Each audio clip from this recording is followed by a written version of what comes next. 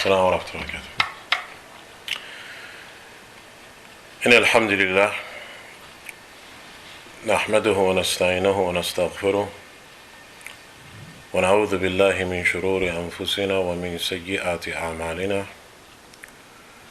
من يهده الله فلا مضل له ومن يضلل فلا هادي له، وأشهد أن لا إله إلا الله وحده لا شريك له، وأشهد أن محمدا عبده ورسوله. يا أيها الذين آمنوا اتقوا الله حق تقاته ولا تموتن إلا وأنتم مسلمون. يا أيها الناس اتقوا ربكم الذي خلقكم من نفس واحدة وخلق منها زوجها وبث منهما رجالا كثيرا ونساء. واتقوا الله الذي تساءلون به والأرحام إن الله كان عليكم رقيبا. يا أيها الذين آمنوا اتقوا الله وقولوا قولا سديدا يصلح لكم أعمالكم ويغفر لكم ذنوبكم، ومن يطع الله ورسوله فقد فاز فوزا عظيما. أما بعد، إن أصدق الكلام كلام الله، وخير الهدي هدي محمد صلى الله عليه وسلم، وشر الأمور محدثاتها، وكل محدثة بدعة، وكل بدعة ضلالة، وكل ضلالة في النار.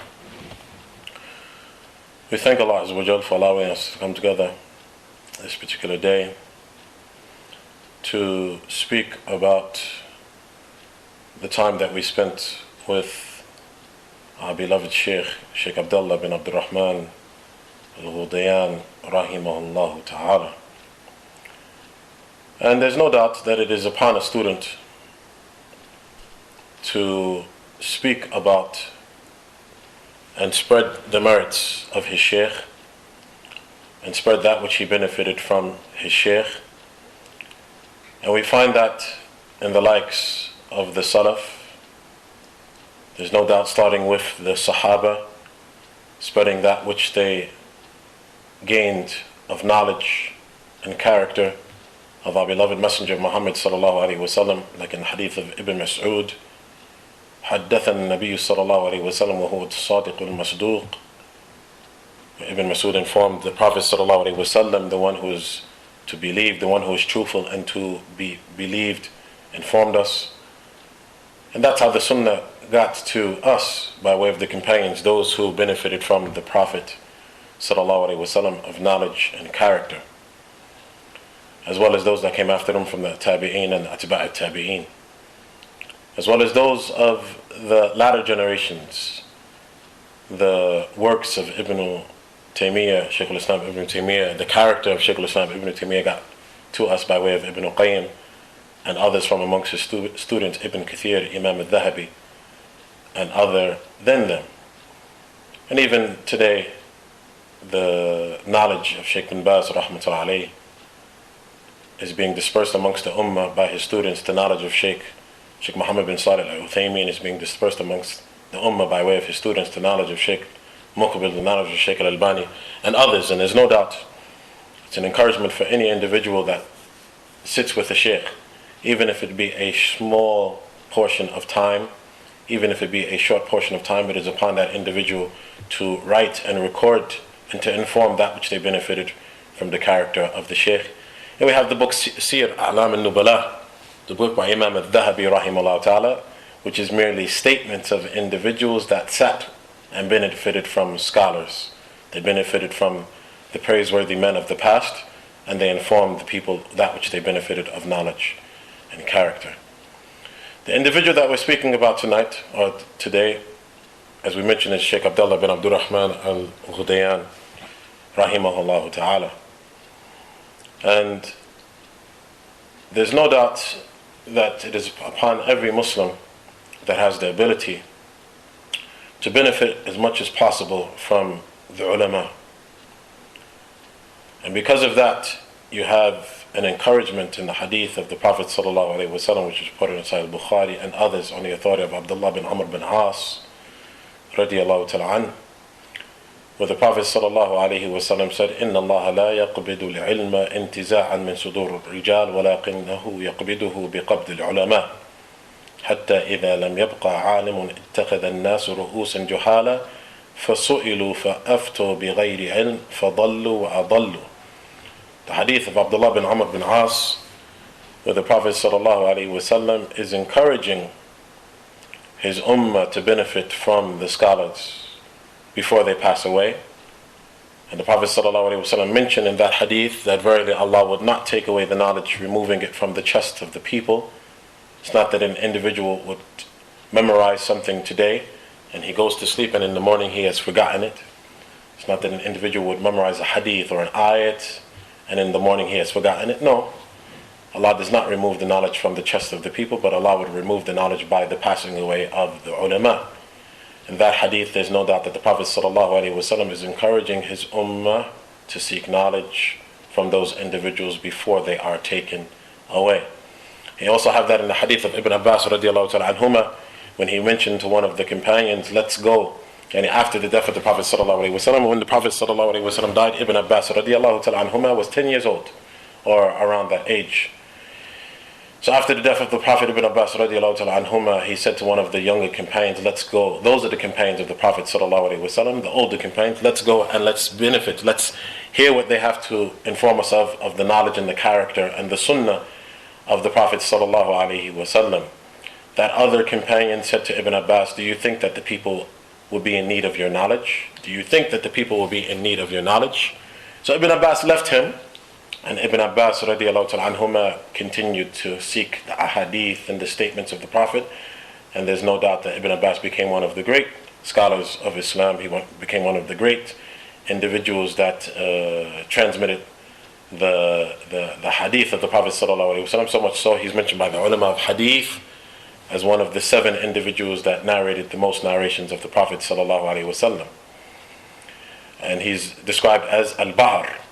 He's described as al-Bahr, the ocean of knowledge. And Umar ibn Khattab radiallahu ta'ala used to include Ibn Abbas in the private gatherings of the Sahaba to discuss issues and the likes. There's no doubt that Ibn Abbas radiallahu ta'ala anhuma, he realized the importance of taking from the scholars before they passed away. And that issue is mentioned by the likes of Imam al-Shafi'i rahimahullaah ta'ala, where he mentioned أخي لن تنالوا العلم إلا بستة سأبينها بتأويلها وبيان ذكاء وحرص واجتهاد وبلغة وصحبة الأستاذ وطول الزمان. Imam al-Shafi'i rahimahullah ta'ala, or it's mentioned that Imam al-Shafi'i had said, oh my brother, you will never obtain knowledge except with 6. I will inform it to you and I will clarify it for you. He said, ذكاء, which is, you should have a level of intelligence. وحرص, you should be diligent. واجتهاد, which is another word for diligency. وبلغة is that you have the means. وصحبة الأستاذ, and that you sit with a scholar. وطول زمان, and that you sit for some time. The last part is the part that we're referring to. وصحبة الأستاذ, that you sit with a scholar and you spend some time with him. And because of that, you had مثلا al-Hafiz Khatib al-Baghdadi wrote a book, الرحلة في طلب العلم.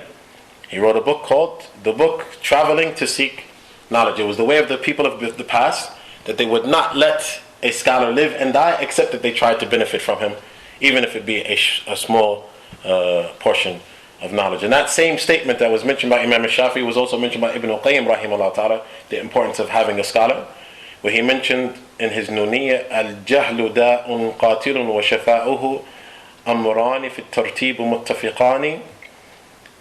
He mentioned that al-Jahl, which is ignorance, he mentioned al-Jahl, which is ignorance, it's a disease that kills.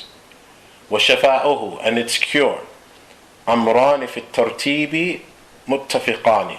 Its cure, the cure for ignorance, is 2 affairs on the same level. نص من القرآن أو من سنة وطبيب ذاك العالم الرباني. He said, its cure, the cure for ignorance, is 2 things on the same level. A text from the Quran or from the Sunnah, and then a tabib, and then a doctor. Because you notice, he said ignorance is a disease that kills. Ibn al-Qayyim rahmatullah alayhi said ignorance is a disease that kills. And its cure. A text from the Quran or from the Sunnah, وَالطَّبِيب, and you need a tabib. Why did he say you need a tabib after saying ignorance is a cure, ignorance is a disease, and then its cure is Quran and Sunnah? Then he said you need a tabib. You need a tabib which is a doctor. You need a tabib which is a doctor that tells you how to use and how to understand the Quran and how to apply the Quran and Sunnah. And that's why he said وَالطَّبِيبُ ذَاكَ الْعَالِمُ الرَّبَّانِ. And you need a tabib. You need a doctor who is the alim. Who is the alim al-Rabbani. Al-Rabbani meaning he has knowledge. Al-Rabbani, as Ibn Qayyim mentioned in Miftah Dar al-Sa'ada, he mentioned al-Rabbani is an individual that has knowledge, an individual that acts upon the knowledge, and an individual that teaches the knowledge. Al-Alim, Al-Amil, Al-Mu'allim. He mentioned Al-Rabbani is the individual that has it, that implements it within himself, and that teaches it. So these were some of the things that, or the importance of having a scholar, sitting with a scholar, benefiting from a scholar. And the issue of sitting with a scholar can go on and on. But the main purpose of this lecture is to speak about the time that we spent with Shaykh Abdullaah al Ghudayan, rahimahullaah ta'ala. Like it was mentioned on the flyer and in the announcements, it's about the 3 years that we spent with the Shaykh. And the reason why I said we, it's not the respective plural. No, it's myself and other individuals, whether they are from amongst the Arab or whether they're from a Westerners, because Shaykh Abdullah, rahimahullah ta'ala, made himself available for everyone that wanted to seek knowledge with him. He made himself available. Shaykh Abdullah rahmatullah alayhi, and it was mentioned on the flyer that we would discuss his knowledge and his call and his character. And that's in summary. Those are the main branches, and from those we have several sub-branches.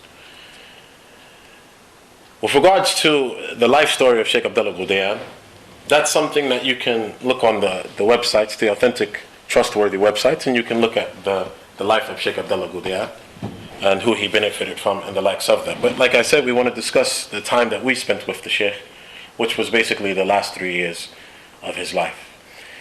We first came into contact with Shaykh Abdullaah al Ghudayan in 2006. And in 2006, I was working in the UAE, and there was a Salafi brother, Emirati, Salafi individual from the Emirates. He had come to my office, and he had mentioned to me that he just got off the phone with Shaykh Abdullaah al Ghudayan, and he had asked him some questions. And at that moment, it struck me, because, well, alhamdulillah, before that, we were studying in the Jamiat al-Islamiyah, so we did not so much so constantly call the ulama, because we were present in Saudi Arabia with them. So we did not have, it was not instilled in us to constantly call them, because we were studying with them. If we needed something from a sheikh, which is one of the benefits, and from time to time we're going to mention the benefit, if we needed something while we were in Jamiat, while we were studying in Jamiat al-Islamiyah, if we needed something, a fatwa, or some advice from a sheikh, we would pray with the sheikh. We would pray with him. We would go to his house, like it was done during the time of the Prophet sallallahu alaihi wasallam and the time after them. Like we mentioned, Ibn Abbas radiallahu ta'ala, Ibn Abbas used to go to the doorsteps of the other older companions, and he used to wait, even if it was time of qaylula, he would wait for them to come out, like it was the case of Abu Darda and the likes of that. He waited for him to come out. Anyway, when we were in Medina, when it was an issue and we needed advice and the likes of that, it was not necessary to call a scholar. We would go and we would pray with the scholar. Walk from the house of the scholar to the masjid, pray with him, sit with him, and then walk back, and you get your answers, you get your questions answered. And that is the likes of today. And this took place with Ghudayan. If anyone had a question, especially other than the time of the durus, which is a benefit, especially other than the time of his durus, because at the time of his durus, it's possible that he doesn't have enough time to answer each question thoroughly, because there's so many people with questions. But if you come to the house of the scholar, Sheikh Salih al-Fawzan, Sheikh Abdullah al-Rachi, if you come to the house of the scholar and you leave the house with him at the time of salat and you walk with him to the masjid, you get your questions answered, and it's only you and the scholar. Most of the time, And I witnessed that with many of the scholars, the Shaykh Abdullah, Shaykh Ahmed al-Najmi, Shaykh Ubaid al-Jabiri, Shaykh Abdul Muhsin al-Abbad. So many times we've been in the company of the scholar, walking the scholar from his home to the masjid, and then back to his home, and we get all of the questions that we have and the concerns answered. And what's the major benefit? The time is you and the Shaykh. Most of the students don't come around at that time. Most of the students wait for the durus of the Shaykh. At any rate, so this individual approached me and he informed me that he just got off the phone with Shaykh Abdullaah al Ghudayan and with Shaykh Salih al-Fawzan. And at that moment, I realized that there's no doubt, while I'm in the UAE, I'm away from the scholars. So why don't I get their phone numbers and I contact them by phone? That was something very easy. I didn't even have to ask the individual for the phone numbers. You go on Google and you type Arqam Hawatif al-Ulama. You type in Arabic on Google, Arqam Hawatif al-Ulama, the numbers of the phone numbers of the scholars. And all of the scholars come up, and you have to be selective because there's some individuals that you don't necessarily want to call. But in general, you can get all of the numbers of the ulama.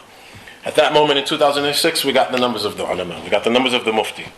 We got the numbers of Shaykh Ghudayan. And the reason why I'm saying numbers is because at different times of the year, they're in Riyadh. At different times of the year, they're in Mecca. At different times of the year, they're in Ta'if. So we got the numbers of all of the mashayikh. And at that time, we began to call. We didn't have much work. I didn't have much teaching and the likes of that. So whenever I got the free time, I was able to call the mashayikh. That was when we first became familiar in terms of personal relationship, in terms of calling and the likes of that with Shaykh Abdullaah al Ghudayan. When we would call, and those fatwa are present. Those fatwa are present on the blog site, which is salafi.multiply.com, Salafi with a double E. At any rate, we began to contact Shaykh Abdullaah al Ghudayan and Shaykh Salih al-Fawzan and the Mufti. And Shaykh Ahmed al-Najmi, he was alive, rahmatullah alayh, at that time, in 2006. Shaykh Ahmed al-Najmi was still alive. With regards to calling the ulama, and like I said, from time to time I'm going to mention some benefit. With regards to calling the ulama, you have some individuals that said, I try, and I can never get through. It takes patience in calling the ulama. It takes a lot of patience. At times, you're calling, there's a time difference between America, between England, between Australia and Saudi Arabia. There's a time difference. At times, the alim has a set time that he picks up the phone, and other times he doesn't pick up the phone, so it takes a lot of patience. It might take 10, 15 times calling the same number, different days, before you finally get the scholar. But when you do get the scholar, you inform the scholar that you've been calling for some time, and when is the best time to call. When you do so, you would have the fiqh of calling a scholar. You would have the fiqh of calling a scholar. Some person tries to call a scholar, he does it 3, 4, 5 times, he becomes frustrated, he leaves it. Another individual is patient, he asks the scholar, he questions the scholar, what's the best time to call, what are the best days to call, and he is able to get his questions answered. At that time, we began to call Shaykh Abdullaah al Ghudayan, and when we call, we informed of our name. We informed of our name, because there's no doubt when the scholar hears the same name, Ya Shaykh, this is Fulan calling from such and such country, he becomes familiar and comfortable with the individual. He becomes familiar and comfortable with the individual. So not only the fiqh of calling the scholar, not only the fiqh of having the correct timings and the likes of that, and having different numbers for the scholar, but at the same time when you call the scholar, you mention your name and you say where you're from. You mention your name and you say where you're calling from. And we benefited greatly from the Shaykh at that time. He was very patient with us by way of phone. And there's some ulama, like we mentioned, that earlier in the day, they take walk-in fatawa, like Shaykh Abdullaah al Ghudayan and Shaykh Salih al-Fawzan in the daytime, because their morning job is that they sit in an office. It's the Hayat Kibar al-Ulama, Wadar al-Ifta. They sit in an office and they accept visitors, individuals that come into their offices. They have, mashallah, they're patient, and the government supports them in this regard. The government supports them in this regard. They sit in the office and they answer the individuals that are approaching. We have some stories in that regard. So the Shaykh became familiar with the name. So much so that when we left the Emirat in 2007, and I visited Shaykh Abdullah in his office in Riyadh. And when I walked into his office, I mentioned to him, I said, Assalamu alaikum, my name is Mustafa from America. When I said that to Shaykh Abdullaah al Ghudayan, he said, Min Qatar? He said, you're coming from Qatar? And I said, La, min al-Imarat. And he said, yes, I recall you used to call from the Imarat, which is one of the Gulf countries. He mentioned Qatar, but the reality is that I used to call from the Imarat. But the point is that he used to remember. He used to remember that this was the same individual that used to call me.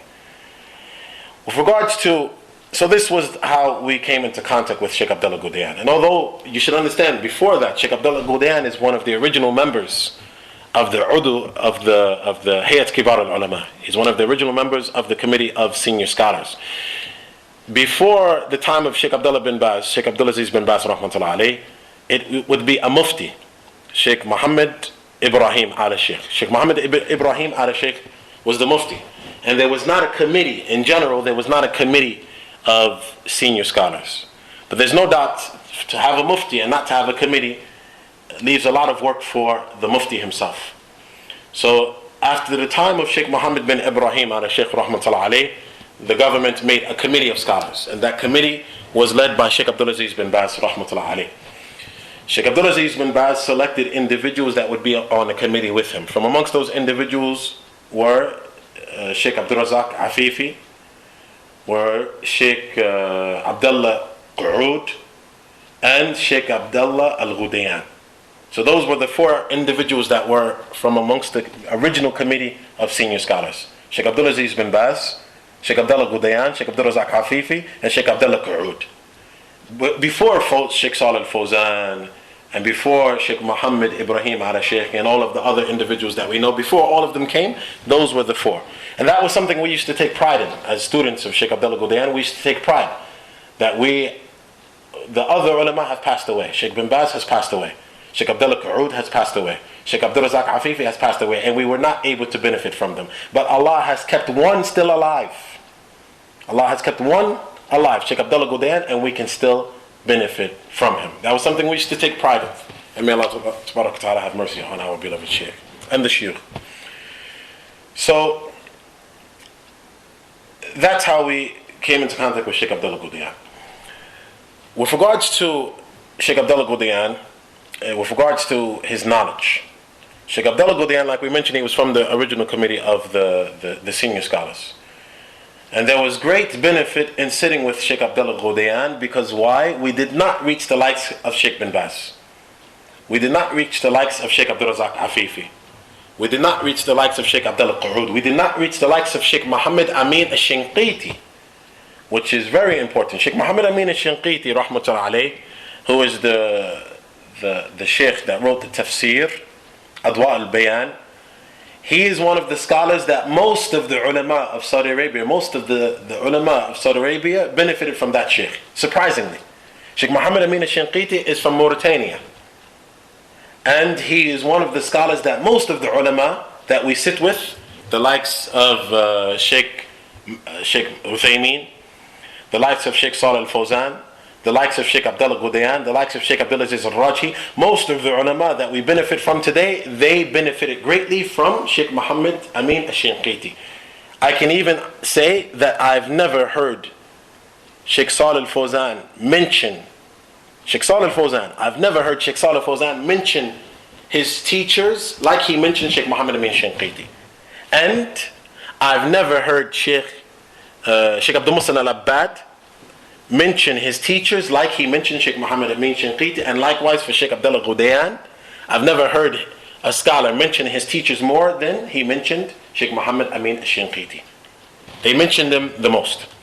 And Shaykh Salih al-Fawzan, Shaykh Abdul Muhsin al-Abbad, and Shaykh Abdul Muhsin al-Abbad also mentions Shaykh bin Baz a lot. He also mentions Shaykh bin Baz a lot. And we have an example of that later, inshallah.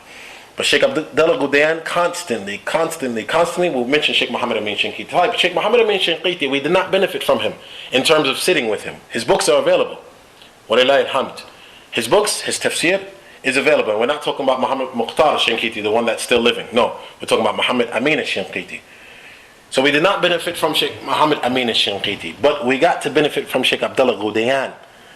And by benefiting and sitting with Shaykh Abdullah al Ghudayan, you get some of the knowledge of al-Shinqiti, because Shaykh Abdullah al Ghudayan constantly mentions what he benefited from al-Shinqiti, what he benefited from him. The likes of, we did not, in general, of course, we did not see the character of Ibn Taymiyyah. We did not witness the character of Ibn Taymiyyah rahimahullah ta'ala. We have his knowledge. There's no doubt we have his knowledge. We have his fatwa and the likes of that. But do we have the character of Ibn Taymiyyah? In the books of Ibn Taymiyyah, did Ibn Taymiyyah rahmatullahi alayhi ever mention, in general, did Ibn Taymiyyah mention his character, and I'm this type of person and I'm that type of person? No. But how did we get that information from his student? We got that information from Ibn Qayyim. We got that information from Ibn Qayyim. So there were individuals that we did not reach, but we were able to benefit from their character and their knowledge by way of their books, and their character by way of their students. And that's one of the important reasons that you sit with a scholar. You not only benefit from that scholar and his knowledge, but you benefit from the character of the scholars that he sat with, because it trickles down. So Sheikh Muhammad Amin al-Shinqiti rahmatullahi alayhi, he was one of the scholars of Shaykh Abdullaah al Ghudayan, and we benefited from some of the statements. We were informed of some of the statements of Shaykh Muhammad Amin through Shaykh Abdullaah al Ghudayan. For example, Shaykh Abdullaah al Ghudayan mentioned to us that he asked Shaykh Muhammad Amin, what is one of the most difficult issues of fiqh? And Shaykh Muhammad Amin was a faqih. He was a mufassir. He was a scholar of fiqh. He was a scholar of tafsir. Even so much so, recently, while reading one of the books of Shaykh Muqbil, Tuhfatul Mujib is one of the fatwa of Shaykh Muqbil. Shaykh Muqbil was asked, who are the most knowledgeable people that you know? Who are the most knowledgeable people that you know? Shaykh Muqbil said, the most knowledgeable person that I know in fiqh is Shaykh Abdullah bin Bas. The most knowledgeable person that I know in hadith is Shaykh Muhammad Nasruddin al-Albani. And before them, it used to be Shaykh Muhammad al-Shinqiti. Shaykh Muqbil said that, rahmatullahi alayh. He said the most knowledgeable person in fiqh is Shaykh bin Bas. The most knowledgeable person in hadith is Shaykh Muhammad Nasruddin al-Albani, and before them it used to be Shaykh Muhammad al-Shinqiti, but I never met him. He said, but I never met him. In continuing, so with the fa'idah that one of the fawaid that we got from Shaykh Abdullaah al Ghudayan that he transmitted from Shaykh Muhammad al-Shinqiti, when Shaykh Abdullaah al Ghudayan said, I asked Shaykh Shinqiti, what is the most difficult issue of fiqh that you've ever come across? And he said, Shaykh Shinqiti said, at-talaq. He said, divorce. Divorce is very difficult. Now what's a great fa'idah that we get from that is that here is a scholar that many of the ulama benefited from greatly. And so much so that Shaykh Muqbil rahmatullahi alayh, Shaykh Muqbil mentioned him to be one of the most knowledgeable scholars before bin Baz and before Shaykh al-Albani. With that being the case, Shaykh Muhammad Shinqiti used to find talaq to be one of the most difficult subjects of fiqh. And we find it easy to give a fatwa. We, in the West, we find it easy to give a fatwa. We find it easy to, no, you're divorced, no, you're married, and the likes of that. When Shaykh al-Shinqiti used to find it one of the most difficult subjects to speak about. And there's no doubt that there's a fa'idah. There's a fa'idah in that for us. With regards to the knowledge of the Shaykh rahmatullahi alayhi, Shaykh Abdullaah al Ghudayan had a large maktaba. He had a very large library. And he constantly bought new books. Not that he necessarily visited the bookstores, but his students used to also visit the bookstores and buy him new books. And that was witnessed in the classes of Shaykh Ghudayan. Shaykh Abdullaah al Ghudayan was the type of scholar that he would not only answer your questions and give you knowledge, but he would also refer to some books. I've never sat with a scholar, and walillah alhamd, my shuyukh are many, but by the fadl of Allah, but I've never sat with a scholar that constantly mentions books and new books and referred to this book like Shaykh Abdullaah al Ghudayan did. He would mention an issue, he would give the tafasir, the specifics and the intricates about the issue, and then he would say, refer to such and such a book. He was very much informed about books. He was very much aware of new books. That's one aspect. Another aspect is at times Shaykh Abdullaah al Ghudayan would be asked a question and he would delay the answer, and he would say, I want to check out a particular book and then I would answer you. That has taken place with the students that sat with him, and from amongst the West, and the Arab students that sat with him. And in his durus, he would constantly tell us, there's a new book out on such and such subject, go and buy. There's a new book out on such and such subject, go and buy. I recall one time I visited Shaykh Abdullaah al Ghudayan, and he was mentioning Usul al-Sunnah by Imam Ahmad bin Hanbal. And he looked at me, and there was maybe 2 individuals in the office at that time. He looked at me and he said, are there any explanations, printed explanations that you know of Usul al-Sunnah? And I said, yeah, Shaykh, I believe there's one by Shaykh Rabi al-Madkhali. He said, Taib, jibhu li. He said, bring it to me. And he's not only is he asking about new books, and that's a fa'idah, because Shaykh Abdullaah al Ghudayan is my Shaykh, but he's asking others about books. He doesn't have this pride. Imam al-Bukhari rahmatullah alayhi, as mentioned in Sirah A'lam al-Nubala, Imam al-Bukhari rahmatullah alayhi said, you will never be an alim until you take from 3 tabaqat. Until you take from 3 tabaqat. Those who are higher than you, those who are on your level, and those who are lower than you. Shaykh Abdullaah al Ghudayan is not gaining knowledge from me, but he does not have within himself the pride to ask one of his students about a book. Is this book available? Have you seen this book? Do you know of any? Because at that time, and before to the best of my knowledge, in terms of a printed book, before Shaykh Rabi's explanation of Sunnah came out, I think maybe Shaykh Ubaid's came out before that. Shaykh Ubaid's came out, but it wasn't in printed book form. You can download it from the internet, but Shaykh Rabi's was put into a book form.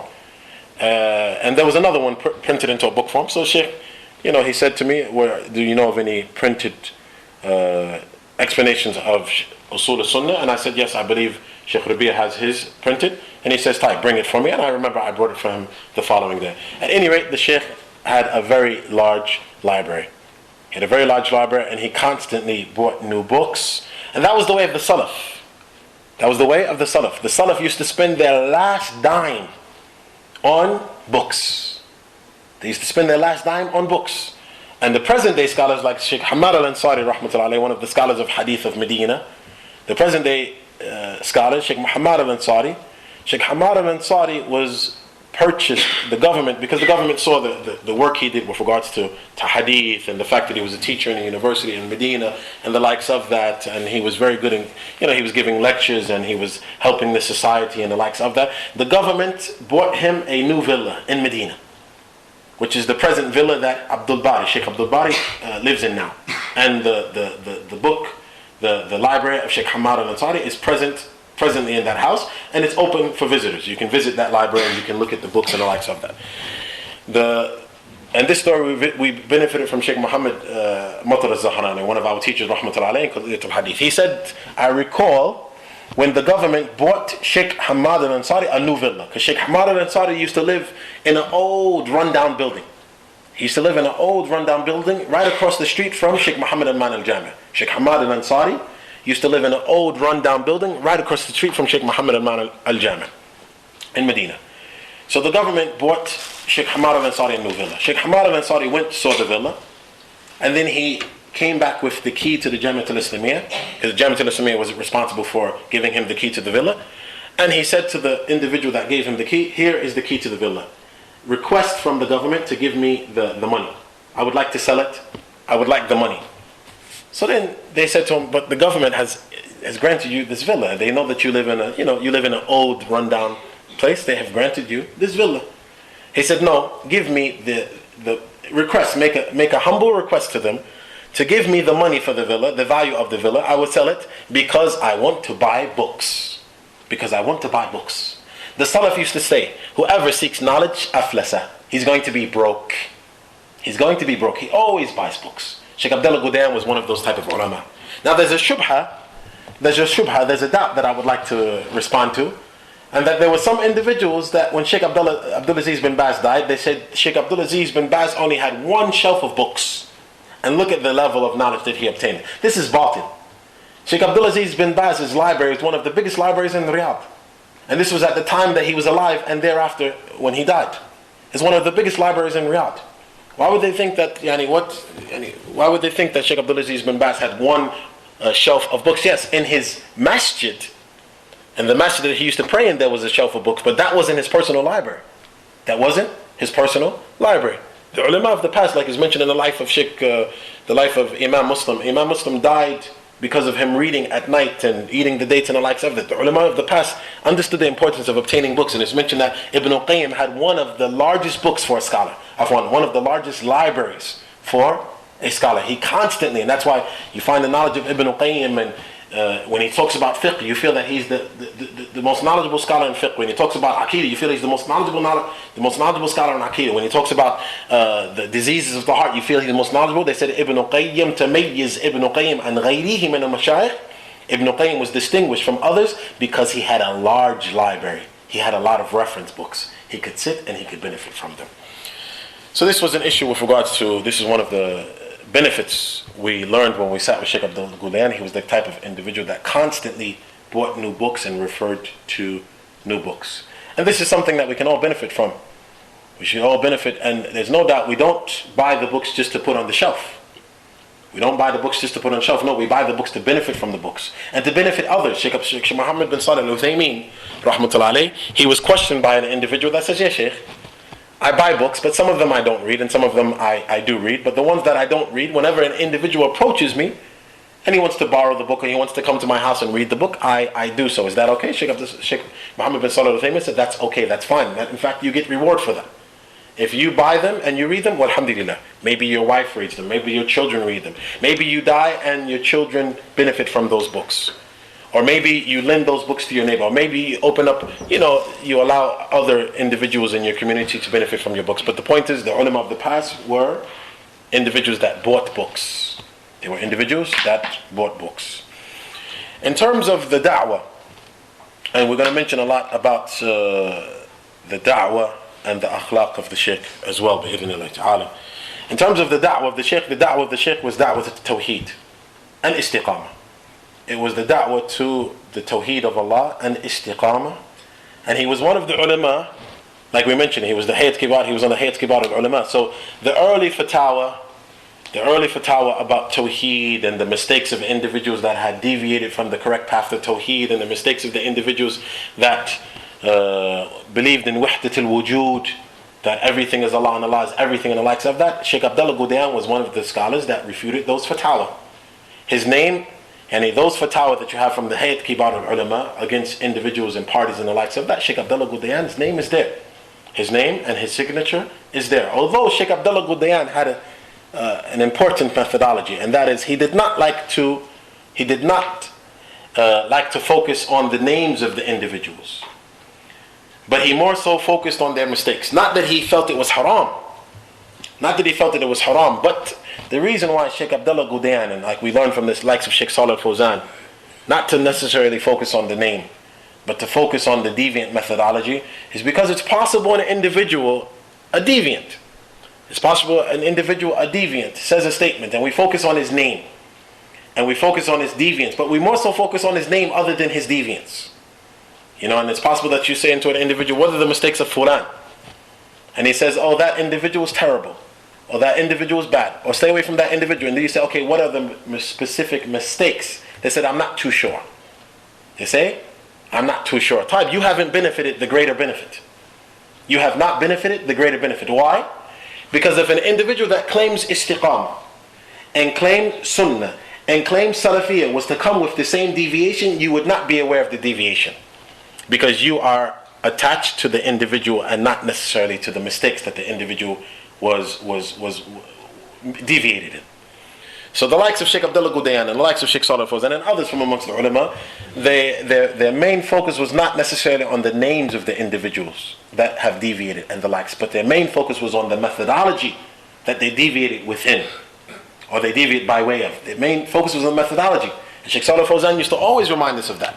And he don't necessarily focus on the name, but focus on the methodology, because if this methodology comes up in the name of Salafiyah in the future, like some individuals, they're upon Salafiyah, they claim to be upon Salafiyah, they claim to be upon the way of Ahlul Sunnah wal Jama'ah, and they come with the same maqalat, they come with the same deviation, but the people are not able to distinguish it. Because this individual was calling to Salafiyya and that individual wasn't.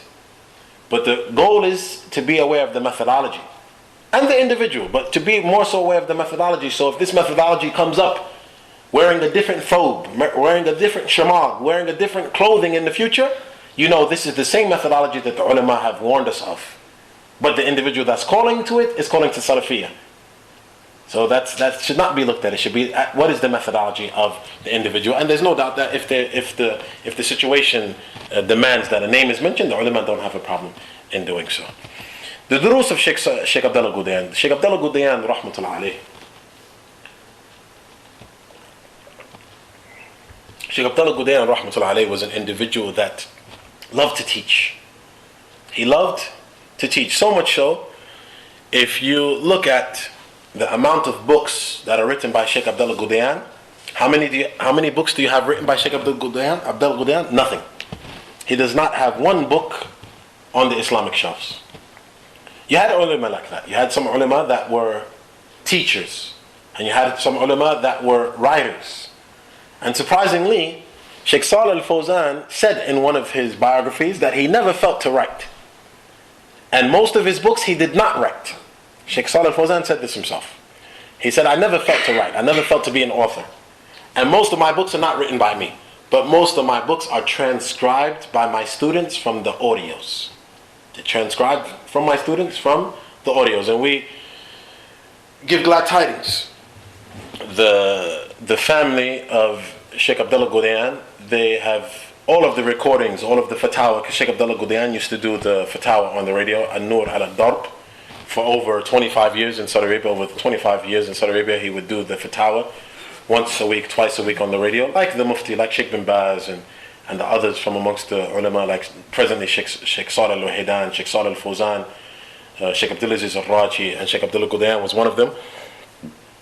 The family has, the government has submitted them the recordings of the fatawa of Shaykh Abdullaah al Ghudayan, and the family is going to print it into books. And the family has also requested from some of the Western students that sat with Shaykh Abdullaah al Ghudayan to translate it, the fatawa, into English.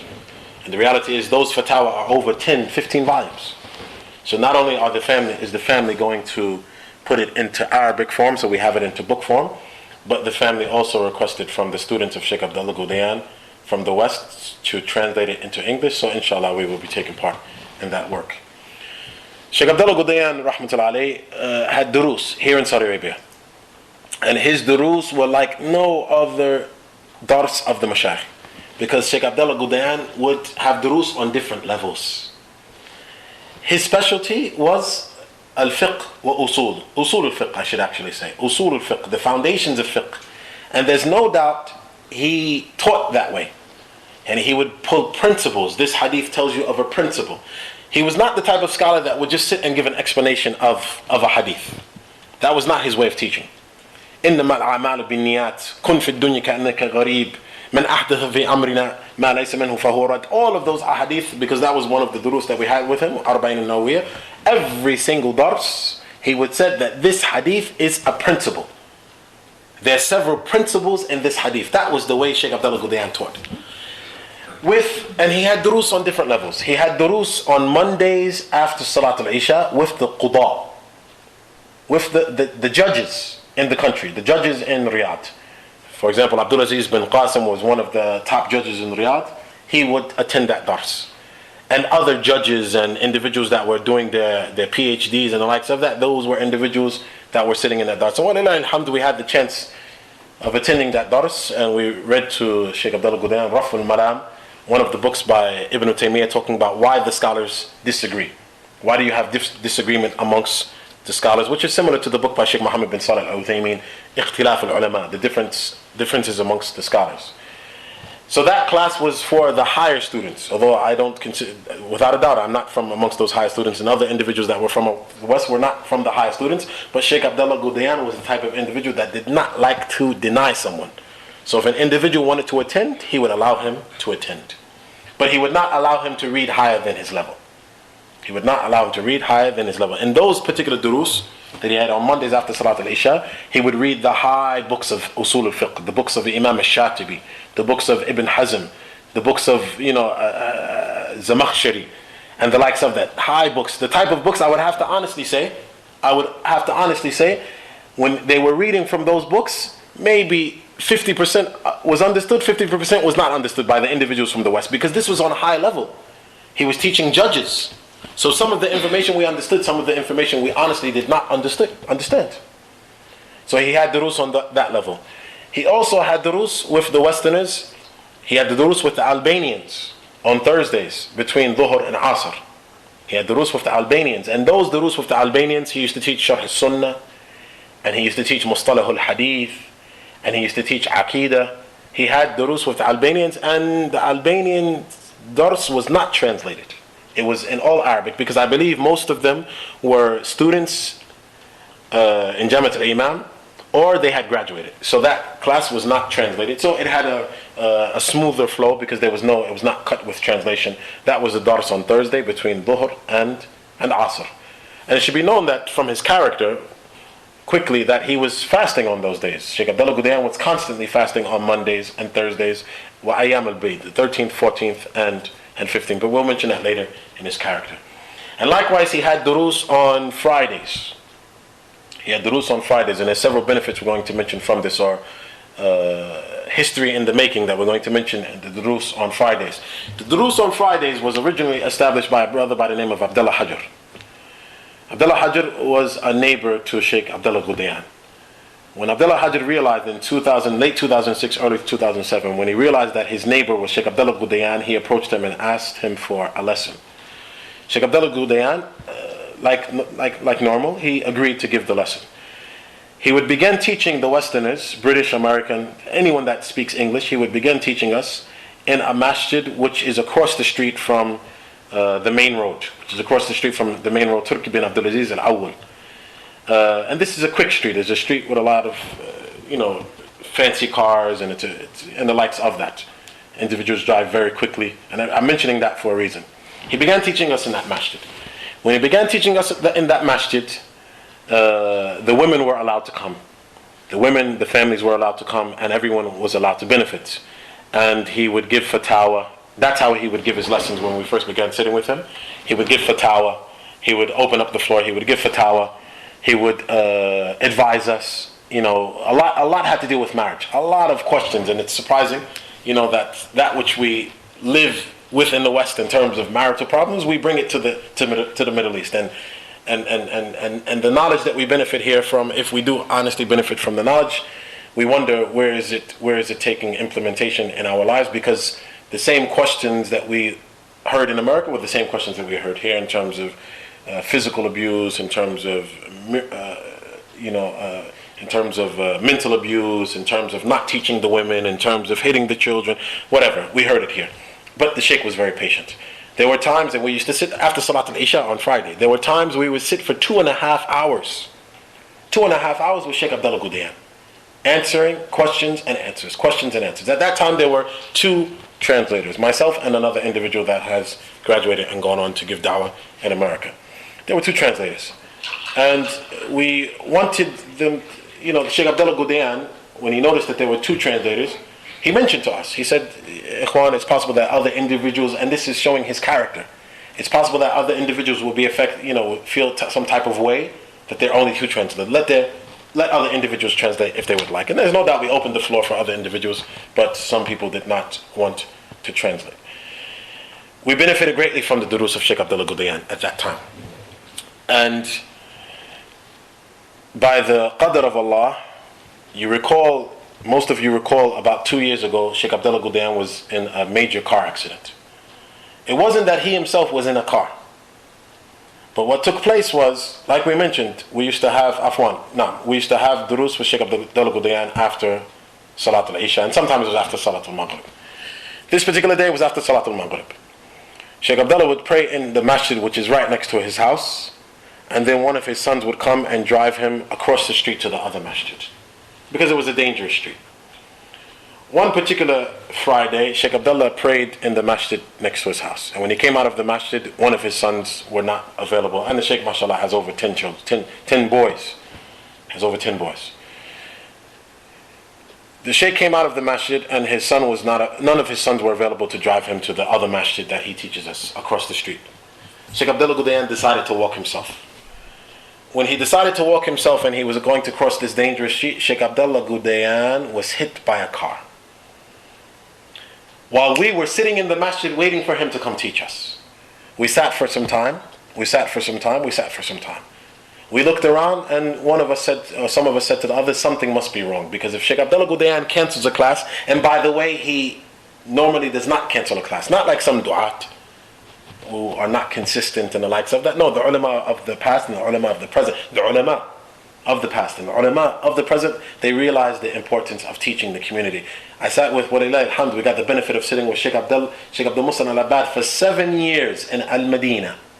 And Sheikh Abdul Muhsin al-Abbad, I can recall, never canceled. In 7 years, he only canceled once or twice. In 7 years, and he taught 6 days a week. And he taught 6 days a week. We caught the end of Sunan al-Nasa'i, then we caught all of Abu Dawood, then we caught from the beginning of Tirmidhi to the end of Tirmidhi. 7 years. And in 7 years, 6 days a week, the Shaykh only canceled maybe once or twice. One time was when Shaykh Muhammad bin Salih al-Uthaymeen came, and the second time was when someone was doing their thesis for their masters, and the Shaykh canceled so that he can attend the lecture. But within 7 years, 6 days a week, he did not cancel a class, except once or twice. Shaykh Abdullaah al Ghudayan never used to cancel.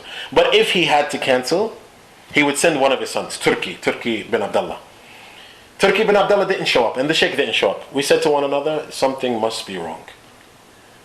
After about 15-20 minutes, half hour, we packed up our books and we went home. By the time we got home, or on the way home, we were informed that Shaykh Abdullaah al Ghudayan was hit by a car. On the way to who? On the way to teach the Westerners. On the way to teach the Westerners. He was harmed for us. It was easy for him to come out of the masjid and say that my sons are not here, I'm going back home and the likes of that. Let me call them, let me tell them that I'm not teaching today. No. But he tried to walk across a dangerous street to teach the Westerners, the brothers and the sisters, because at that time it was families. Shaykh Abdullaah al Ghudayan benefited us greatly. After Shaykh Abdullaah al Ghudayan recovered from that car accident, ihfadillah yahfadak. That's the benefit. Ihfadillah yahfadak. Shaykh Abdullaah al Ghudayan, when he got hit by a car, was 77 years old. And he was hit by a car that was speeding.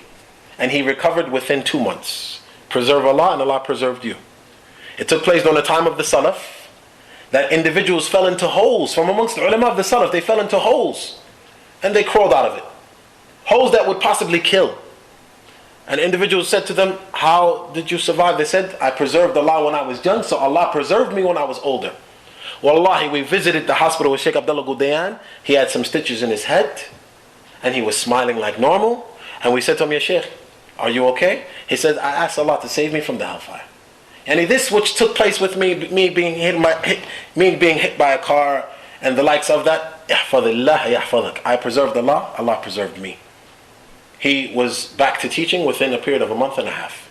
But subhanallah, he was hit and harmed on his way to teaching who? On his way to teaching the Westerners. On his way to teaching the Westerners. And after that, he didn't stop. He continued to teach us, but he made it in the masjid which was next to his house instead of having to cross the major street. When we moved to the masjid that was next to his house, Shaykh Abdullah began to choose specific books. Instead of just having open fatwa, he began to choose specific books. We began to study Arba'in al-Nawawiyah. We began to study Aqidat al-Wasitiyah. We began to study Usul al-Thalatha. We began to study Umdat al-Fiqh. And we began to study Umdat al-Ahkam. So we had Aqidah. We had character, which is Arba'in al-Nawawiyah, character and principles of life and the likes of that, and we had fiqh, Umdat al-Fiqh, which is by Abdullah al-Bassam, Shaykh Abdullah al-Bassam, who is one of the students of Shaykh Abdurrahman al-Sa'di, and Umdat al-Ahkam, which is of course by al-Maqdisi, rahmatullah alayhi, Ibn Qudama al-Maqdisi, rahmatullah alayhi. We began to study those books, and we would take 20 minutes per book. We would read it, and that's some of the way of some of the ulama. Shaykh Ahmad al-Najmi used to teach like that. Present day Shaykh Muhammad bin Hadi teaches like that. There's some ulama that's the way they like to teach. The Mufti Shaykh Abdulaziz likes to teach like that. Shaykh bin Bash used to teach like that. There's some ulama, they don't like to sit for 1 hour, 2 hours on one book. They divide 1 hour, 2 hours on 4 different books. Let's benefit from character, let's benefit from fiqh, let's benefit from aqidah. That was the way of Shaykh Abdullaah al Ghudayan. We began to benefit from those specific books. Shaykh Abdullaah al Ghudayan also taught outside. He also was very diligent in having telelinks. He would have telelinks with the brothers in England, Maktabat al-Salafiyah. He taught them Kitab al-Tawheed. And he also had telelinks with the brothers al-Busira in New York. He taught them tafsir and the likes of that. He was very diligent in having the telelinks. And toward the end of his life, he gave several sessions from Masjid al-Tawheed, from Wilkes-Barre, several sessions of Fatawa. And we have those sessions recorded, and they will be available, inshallah ta'ala, in the near future. So he was very diligent in giving classes and making himself available and the likes of that. And we benefited greatly from him. And in the daytime, you can visit him in his office. And a lot of people are unaware of that. In the daytime, if you have time, you can visit him in his office in Dar al-Iftah. You could visit him in his office in Dar al-Iftah, and you can go and you can sit with him. And there were several times, walillahil hamd, we got the chance to benefit from him and go there. And it came to the point where Shaykh Abdullaah al Ghudayan, after visiting him, or while visiting him one day in Dar al-Iftah, in the office of giving fatwa, on our way out of the office, Shaykh Abdullaah al Ghudayan said, لعلك تأخذ دفتر وتكتب هذه الفتاوى لعلك تحتاج إليها يوما ما. On the way out of Dar al-Iftah, Shaykh Abdullah called me and said, you should take a notebook and write down these various fatwa. It's possible that you would need them one day. It's possible that you would need them one day. There's no doubt that there's fatwa that I jotted down and I wrote down and I recorded, and it's a fatwa I didn't. At times I would just go, and subhanallah, that knowledge, if I can remember it, walillahil hamd. If I can't remember, it's lost. It's lost. Specific questions pertaining to the West, specific questions pertaining to marriage, specific questions pertaining to my own personal life, and other individuals that were with me, because I was not the only individual that would visit him. There were other individuals that would visit him. But we benefited greatly. The Sheikh made himself always available. If you did not find him in his office, you could find him at his home. You could walk with him to the masjid.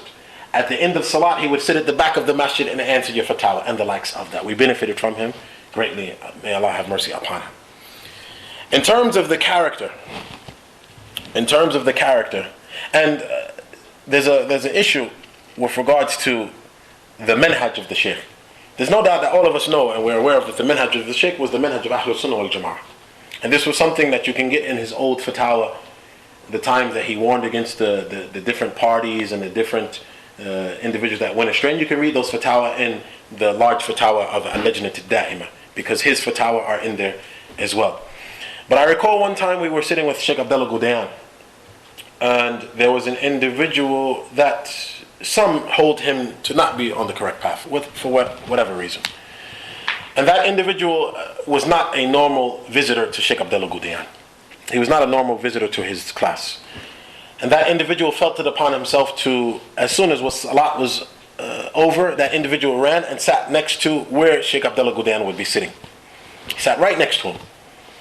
So that when Ghudayan entered into the mosque and entered into the masjid and finished his 2 rakat, Ghudayan would sit and that individual would be right next to him. Some individuals that were in the masjid, they went to Shaykh Abdullaah Ghudayan when he entered into the masjid, and they informed him, Shaykh, the individual that's sitting next to you, that individual is not upon the correct path, for whatever reason they felt. Shaykh Abdullaah Ghudayan said, Khalas, leave him. When Shaykh Abdullaah Ghudayan came over and sat down, he looked at that individual and told that individual, move away from this chair. He said to him, move away from this chair. Subhanallah. When Shaykh Abdullaah Ghudayan was informed that this individual was possibly not upon the correct path, he said to that individual, move away from this chair. And he told him to sit somewhere else. That was a mawqif. That was a mawqif that, I don't want any individual and the likes of that, any individual upon deviance, any individual that may be upon an incorrect path and the likes of that, I don't want that individual to try to take advantage. Not that Shaykh Abdullaah Ghudayan has a problem advising that individual. Not that Shaykh Abdullaah Ghudayan won't answer that individual's questions just like he answers everyone else's questions. No. But will that individual try to use this mawqif, look, I'm sitting next to the Shaykh, so that people would think that I'm a student of the Shaykh? Or so that people would think that I'm close to the Shaykh? He did not allow that. He told the individual to move away. And that's the reality. And the scholars of the past and the scholars of the present, they're very cautious. They're very cautious who they keep in their company and who's around them, and they're very cautious. And Shaykh Abdullaah al Ghudayan had a farasa. A farasa is the type of thing, it's kind of difficult to explain. A farasa is the type of thing you have, the Prophet ﷺ mentioned, ittaqu farasat al-mu'min, be aware of the farasa of the believer. A type of insight that you have, a type of inner feeling that you have that someone is not correct. Someone is not correct, someone is not being honest, and the likes of that. Shaykh Abdullaah al Ghudayan was well known for having a farasa. Well known for having this inner insight, which is a gift from Allah Azza wa Jal. When he came over to the chair, he immediately told this individual to move away from his side. To move away from his side. And moving on, the character of Shaykh Abdullaah al Ghudayan. And there's so much more that can be mentioned about the Shaykh. And inshallah, bi'idhnillah, we would never stop talking about the Shaykh. This is a particular lecture, but inshallah, in the future, in our lessons and in conferences and the likes of that, we would never, bi'idhnillah, our tongue would never stop talking about Shaykh Abdullaah al Ghudayan because of the tremendous amount of benefit that we gained from his life, rahmatullah alayh. With regards to the character of the Shaykh, Shaykh Abdullaah al Ghudayan was, as we mentioned, sawwam qawwam. He was the type of individual that fasted a lot, and he was the type of individual that prayed. Turki, one of his sons, and it was one of his sons that were closest to him actually. And by the way, Turki speaks fluent English. He speaks fluent English. Turki mentioned that it was very rare that I would wake up in the middle of the night, whether to go to the bathroom or whether to do anything, except that I found my father praying. He would pray tahajjud, then he would pray witr, and then he would go into his maktabah and do some reading, and then he would go back to sleep, rahmatullah alayh. And Shaykh Abdullaah al Ghudayan, like we mentioned, he would constantly fast. And this was the way of the ulama. The way of the ulama, where they were individuals that the knowledge was seen in their actions. The knowledge was seen in their actions.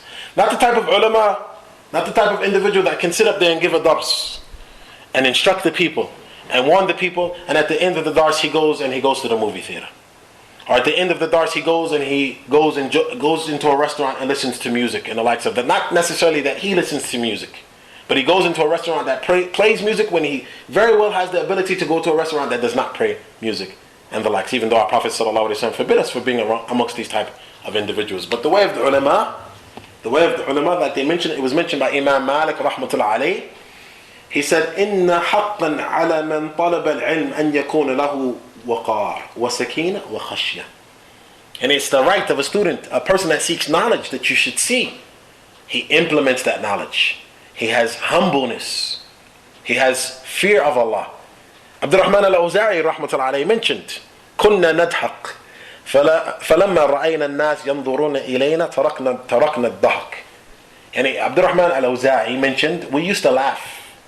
We're humans. We used to laugh, but when we noticed that people were looking at us laughing, we stopped laughing in public. The way of an alim is his character is different. His character is different. You can see the knowledge on the alim. The type of individual, subhanAllah, that you can come in contact with him, and let's say your iman is low, or your iman is stagnant, and when you sit with him for a few minutes, you leave and your iman is lifted. Your iman is lifted. You feel to make tawbah, you feel to make istighfar, you feel to be a better person. Not the type of individual that when you're around him, he speaks of knowledge and the likes of that, but when you're walking with him, girls, music, the likes of this, that's not the alim.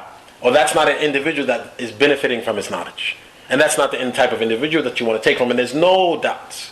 We have to start giving lessons on what are the characteristics of the person that we take from. What are the characteristics of the person that we take from?